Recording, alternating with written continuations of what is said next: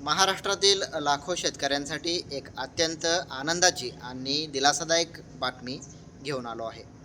गेल्या अनेक महिन्यांपासून प्रलंबित असलेल्या कृषी यंत्रीकरण आणि सिंचन अनुदानाचा मार्ग आता हा पूर्णपणे मोकळा झालेला आहे. उपलब्ध माहितीच्या आधारे या निर्णयाचे थोडक्यात पण आपण अचूक व्हिडिओ पाहणार आहोत.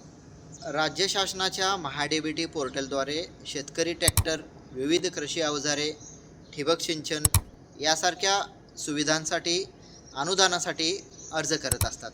गेल्या वर्षभरापासून लाखो शेतकरी या अनुदानाच्या प्रतीक्षेत होते. जरी काही प्रमाणात निधी येत होता आणि काही शेतकऱ्यांना त्याचे वितरण होत होते, तरीही मोठ्या प्रमाणात शेतकरी अद्याप हे वंचितच होते. आकडेवारीनुसार आजच्या तारखेपर्यंत सुमारे 542 कोटी रुपयाचे अनुदान वाटप होणे हे बाकी होते. निधी उपलब्ध नसल्यामुळे नवीन शेतकऱ्यांची निवड करणे किंवा त्यांना कामासाठी पूर्वसंमती देणे या प्रक्रिया देखील थांबवण्यात आल्या होत्या. आज रोजी म्हणजे 14 ऑगस्ट 2026 रोजी राज्य शासनाने या प्रश्नावर महत्त्वपूर्ण तोडगा काढला आहे. कृषी समृद्धी योजनेअंतर्गत एकूण 2000 कोटी रुपयाची तरतूद करण्यात आलेली होती.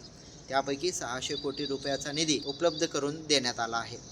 या निधीचे विभाजन प्रामुख्याने 3 भागात करण्यात आलेले आहे. कृषी यंत्रीकरण यासाठी सर्वाधिक 420 कोटी रुपये देण्यात आले आहेत, ज्यातून ट्रॅक्टर आणि इतर अवजारे अनुदान दिले जाईल. सूक्ष्म सिंचन यासाठी 160 कोटी रुपयाचे पूरक अनुदान दिले जाणार आहे. मुख्यमंत्री सूक्ष्म अन्न प्रक्रिया उद्योग या योजनेसाठी 20 कोटी रुपयाची तरतूद करण्यात आलेली आहे. तर या निधीमुळे सर्वात मोठा फायदा त्या शेतकऱ्यांना होईल ज्यांनी आपली कागदपत्रे आधीच पोर्टलवर अपलोड केलेली होती.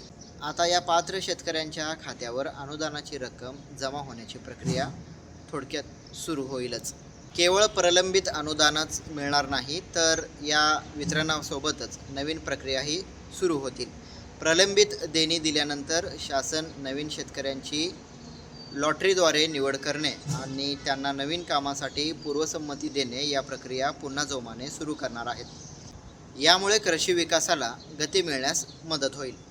राज्य शासनाचा हा निर्णय शेतकऱ्यांच्या दृष्टीने अतिशय महत्त्वाचा आहे. यामुळे शेतीतील आधुनिकीकरणाला आणि सिंचन सुविधांना बळकटी निर्माण होणार आहे.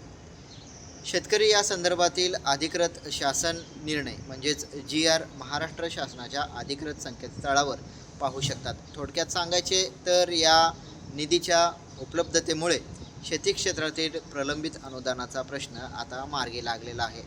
जे काही अपडेट येईल पुढच्या व्हिडिओमध्ये आपण नक्की पाहणार आहोत.